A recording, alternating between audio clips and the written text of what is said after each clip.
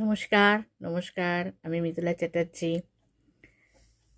আজকে বলবো মিথ্যে কথা, কবি শঙ্কর ঘোষের। শুনুন।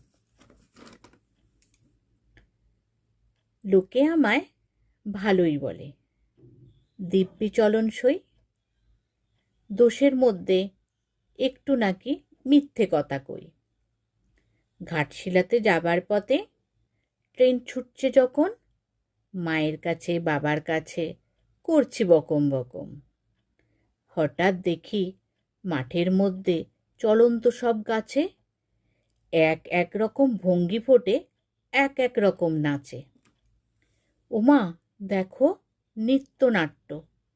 যেই বলেছি আমি, মা বকে দেয়, বড্ড তোমার বেড়েছে ফাজলামি।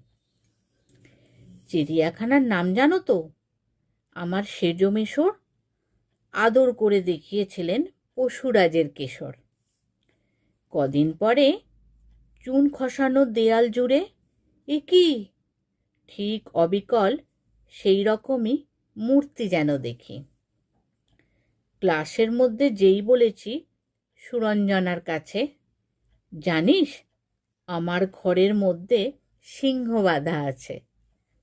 শুনতে পেয়ে দিদিমণি অমনি বলেন, শোনো, এসব কথা আর যেন না শুনি কক্ষনো। বলি না তাই সেসব কথা, সামলে থাকি খুব। কিন্তু সেদিন হয়েছে কি, এমনি বেয়াকুব। আকাশ পাড়ে আবারও চোখ গিয়েছে আটকে। শরৎ মেঘে দেখতে পেলাম রবীন্দ্রনাথকে।